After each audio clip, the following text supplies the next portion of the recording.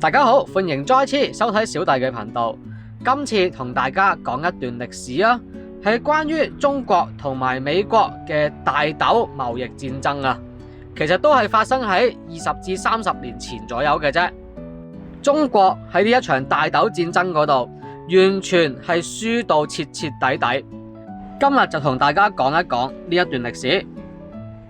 首先講一講乜嘢係大豆。如果話石油係工業嘅血液，咁樣大豆就係人類文明嘅蛋白質之母。大豆係原產於中國嘅黃金種子，已經有5000多年嘅培育歷史㗎喇。西周時期已經喺黃河流域嘅主糧嚟嘅，用途係非常廣泛啦，包括係做豆腐、醬油嘅原料，亦都係飼料嘅蛋白質同埋食用油嘅核心來源啊。人類要生存去發展文明，一定要食嘢啦，如果唔係會死噶嘛。人類大部分嘅食物都係有大豆嘅成分嘅，冇大豆嘅話就會冇咗大部分嘅食物來源噶啦。1995年前，中國係大豆嘅王國。1900年，全球87%嘅大豆都係產自中國嘅。根據1910年嘅數據，中國嘅大豆出口係佔全球嘅60%。東北鐵路運輸嘅大豆商品，即係包括大豆、豆餅、豆油，係國際貿易嘅硬通幣啊。日本侵華其中一個原因就係搶奪東北嘅大豆。喺1930年代，不惜發動豆糧戰爭，搶奪甚至炸毀中國農民嘅糧倉啊！去到1995年，中國嘅大豆淨出口係達到135萬噸，但係呢個數據去到之後就出現一個斷崖式嘅逆轉啦。喺2000年，中國大豆進口突破咗1000萬噸，首次入口多過出口，成為咗淨進口國。而2015年，中國從美國進口嘅大豆係達到2841萬噸，佔總額嘅35%。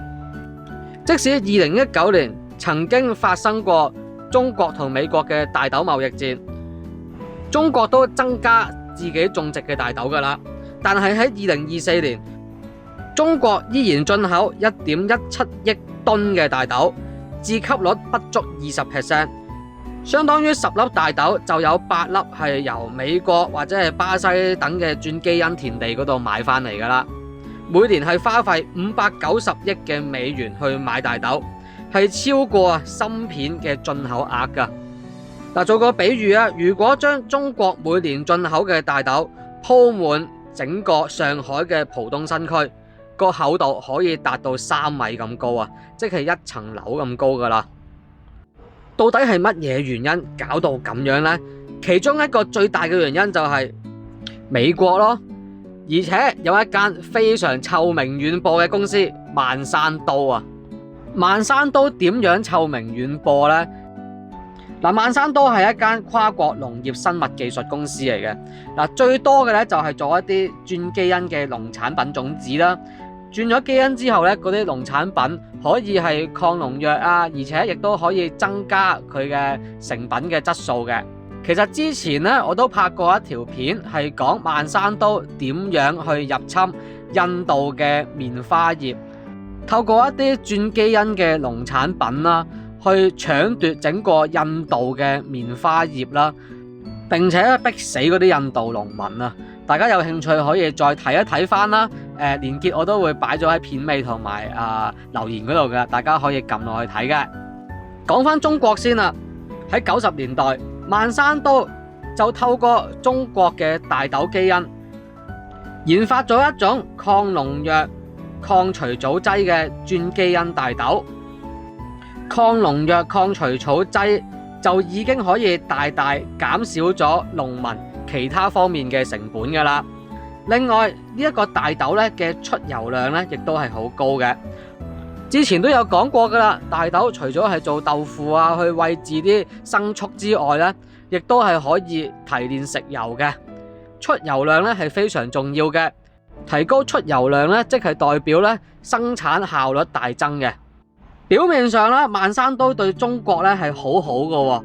嗱，90年代初咧，佢已經咧入去中國啦，就話同中國咧有一個科研合作啊，包括就做嗰啲實驗室啊同研究中心啦，而且咧亦都可以咧平價咧去為呢啲農民咧去提供種子㗎。嗱，當時咧中國對美國嘅態度咧就唔係好似今時今日咁噶，特別係千禧年代初啦，中國要加入世貿，農業咧係進一步開放嘅，轉基因大豆咧就合法進口㗎。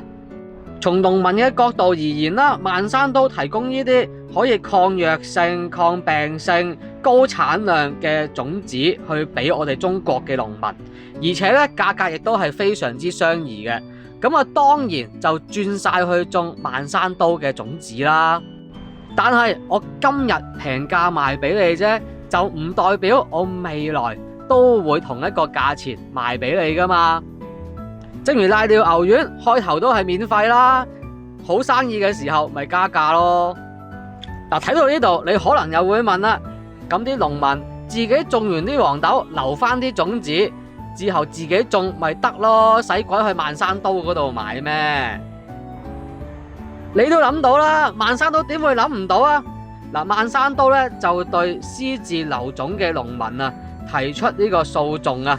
因為咧，佢賣種子嘅時候咧，就已經簽咗合約噶啦，就已經有專利嘅。如果你去留種嘅話咧，就違反咗合約啊！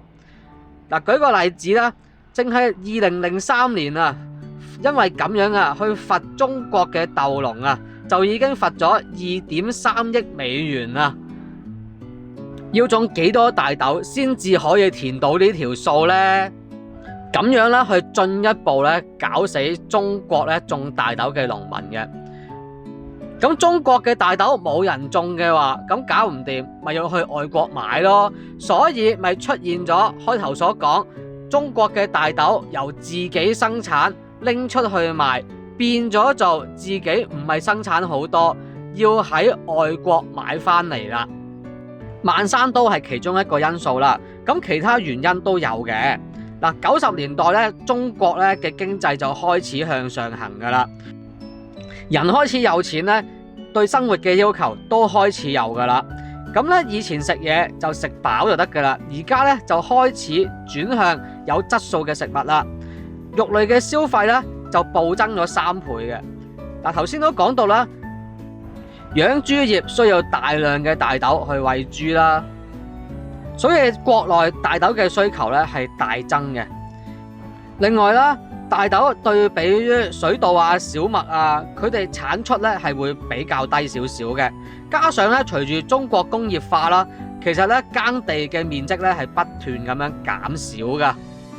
所以農民咧就會比較傾向種小麥啊、玉米啊、水稻等等嘅。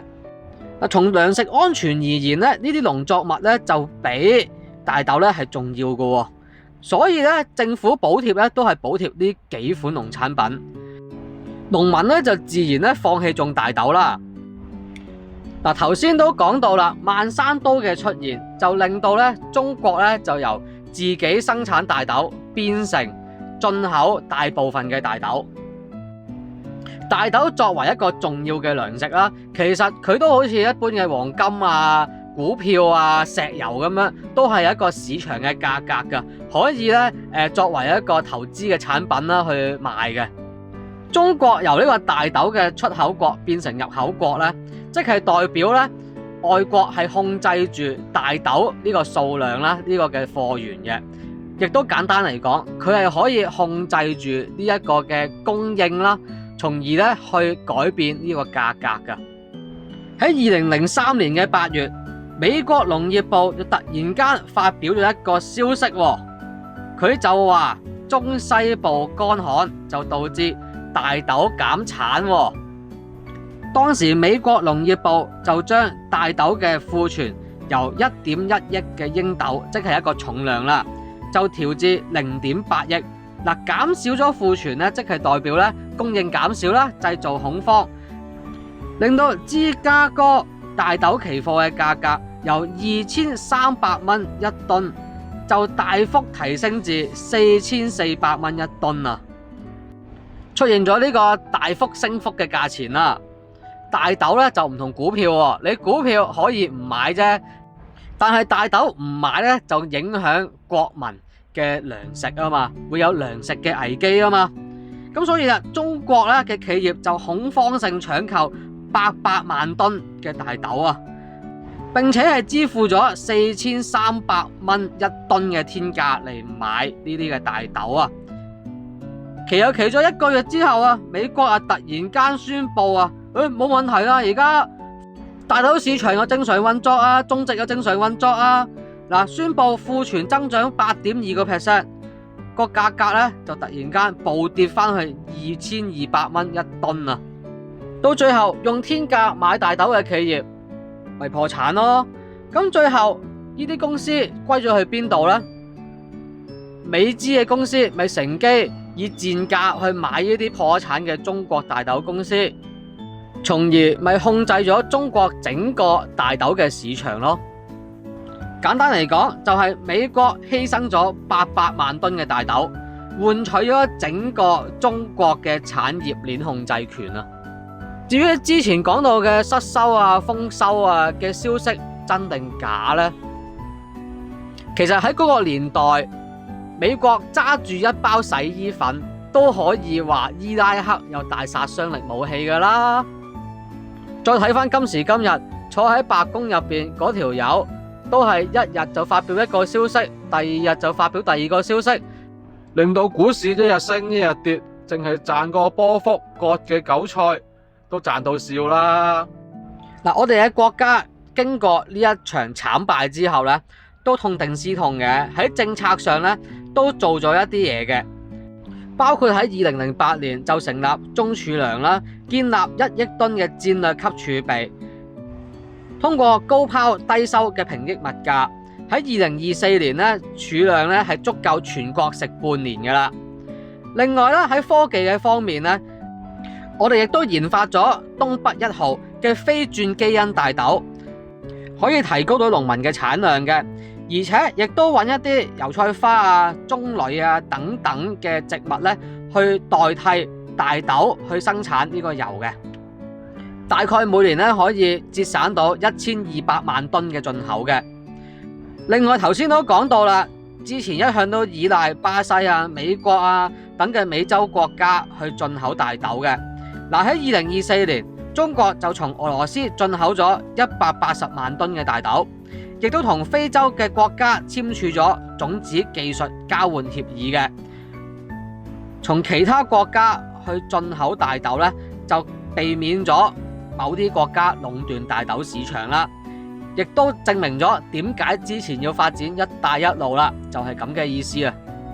另外喺早前北京兩會期間啦，其實都已經講咗係要重點發展農業噶啦，將大豆種植咧就列為國家嘅戰略，包括向大豆嘅農民提供補貼啦。另外亦都係大大投入資源，去透過科技去研發點樣去增加農業嘅產量嘅，暫時都初見成效嘅。雖然20幾年前中國喺大豆市場係慘敗，甚至係失去整個大豆市場，但係失敗乃成功之母，交過學費，知道對手用乜嘢嘅套路，避免下一次再輸俾同一嘅對手，留低擊傷你的石頭，從錯誤裏吸收。今時今日，我國喺貿易戰對住美國都不落下風，就正正有前人帶俾我哋嘅經驗。今日就講住咁多先啦。如果覺得呢條片 OK 嘅話，就請讚好、留言同埋分享呢條片。唔中意打字唔緊要噶，俾個 emoji 我都得嘅。另外記得訂閱呢個頻道，撳完訂閱之後咧，記得撳埋隔籬嗰個啷啷，咁下次咧有新片嘅話咧，咁都會通知到你嘅。咁我哋下次再見咯，拜拜。